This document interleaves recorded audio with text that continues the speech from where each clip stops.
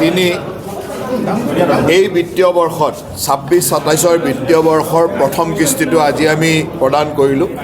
আপোনালোকে জানে যে যোৱা বিত্তীয় বৰ্ষত আমি 9,000 টকা এটা সকলো অৰুণোদয় আই মাতৃসকলক দিছিলোঁ।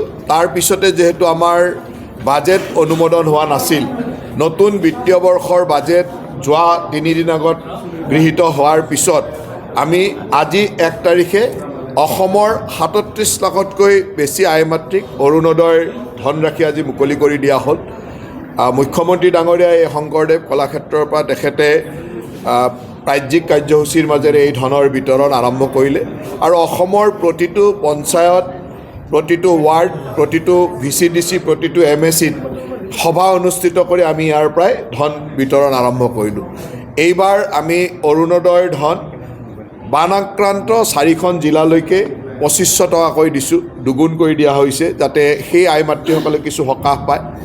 আৰু ঠিক তেনেদৰে বানাক্ৰান্ত ৰাইজৰ সহায়ত যাতে আমাৰ অৰুণোদয় পৰিয়ালৰ প্ৰতিগৰাকী সদস্যই অন্তৰ্ভুক্ত হ'ব পাৰে, সেই উদ্দেশ্যে প্ৰতিগৰাকী সদস্যই যি 1250 টকাকৈ পাই আছিল তেওঁলোকক আমি 1100 টকা আৰু তেওঁলোকে 150 টকা এই বানাক্ৰান্ত ৰাইজক সহায় কৰিছে। গতিকে ইয়ে অৰুণোদয় পৰিয়ালৰ মাজত এটা সমন্বয় বা একতা বৃদ্ধি কৰিব।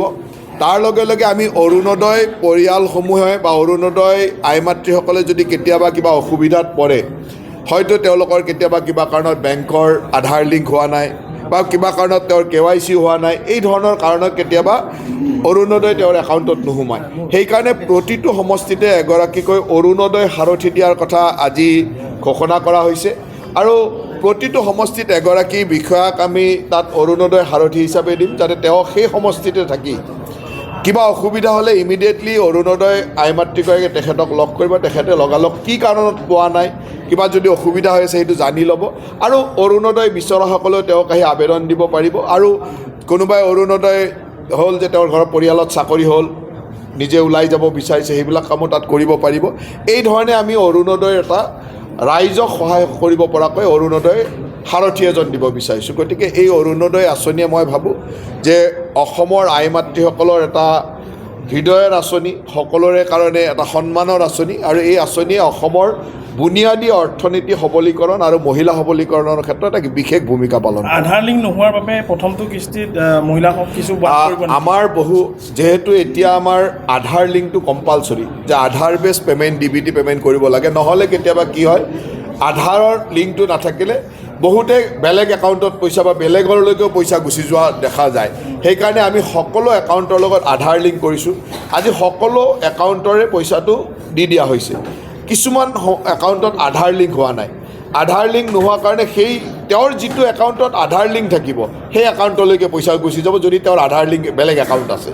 কিছুমান মানুহৰ 2-3টা একাউণ্টো থাকে, কোনোবা এটা আধাৰ লিংক থাকে, কিন্তু আমাৰ ইয়াত দিয়া একাউণ্টটো হয়তো আধাৰ লিংক নাই, তেতিয়া তেওঁৰ যিটো একাউণ্টত আধাৰ লিংক থাকিব তালৈকে গুচি যাব।